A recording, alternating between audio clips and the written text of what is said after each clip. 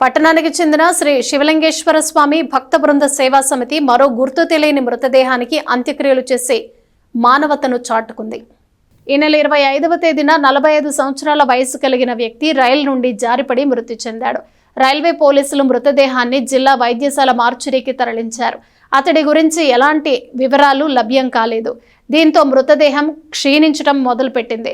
ఈ పరిస్థితిలో అంత్యక్రియల నిమిత్తం సోమవారం శ్రీ శివలింగేశ్వర స్వామి భక్త బృంద సేవా సమితి అధ్యక్షుడు కుర్రా శ్రీనుకి సంప్రదించారు. వెంటనే స్పందించిన కుర్రా శ్రీను సేవా సమితి సభ్యులను కలుపుకుని తమ వాహనంలో మృతదేహాన్ని బుర్రిపాలెం రోడ్లోని మహాప్రస్థానంలోకి తరలించారు.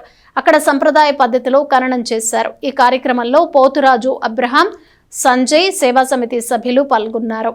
ప్రతినిత్యం కూడా అన్నదాన కార్యక్రమం అనాథలుగా నిస్సహాయాలుగా ఎవరైనా మరణించో వాళ్ళ యొక్క పార్థివ దేహాలకి దానమైతే దానం, కర్ణమైతే కర్ణం చేయడం జరుగుతుంది ఉచితంగా.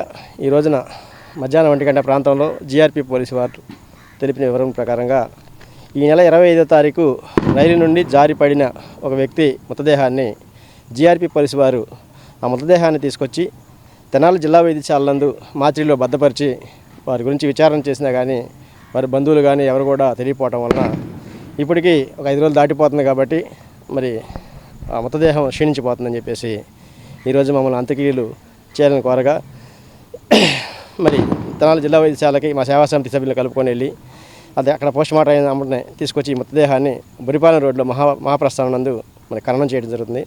మరి అంతేకాకుండా ఈ యొక్క సేవా సమితి చేస్తున్న సేవలు ఏంటంటే మరి ఆ దానం చేసిన అస్థికలు అయితే మాత్రం కాశీనందు మణికణిక ఘాట్లో మరి తీసుకెళ్ళిపోయి అక్కడ కలిపి వారి పేరు తెలిసినా తెలియపోయినా స్మరించుకొని వారి పేరున పిండదానం కూడా చేయడం జరుగుతుందని చెప్పి తెలియపరచుకుంటూ మన ప్రాంతంలో ఎవరైనా సరే కాశీ దాకా వెళ్ళలేని ఉంటే వాళ్ళకి ఉచితమైన ఈ సర్వీస్ని వాళ్ళు కూడా ఉపయోగించుకుంటారని చెప్పేసి ఏదైతే గ్రహణానికి ముందు 3 రోజులు ఇక్కడి నుంచి మన వాళ్ళు బయలుదేరతారు. ఈ బయలుదేరే లోపు ఏదన్నా మీకు సంబంధించిన బంధువులు తెలిసిన మిత్రులు ఎవరున్నా కానీ మాకు అప్పు చెప్తే భద్రంగా తీసుకెళ్ళిపోయి కాశీనందు మణికంఠ ఘాట్లో అక్కడ నిమజ్జనం చేయడం జరుగుతుంది.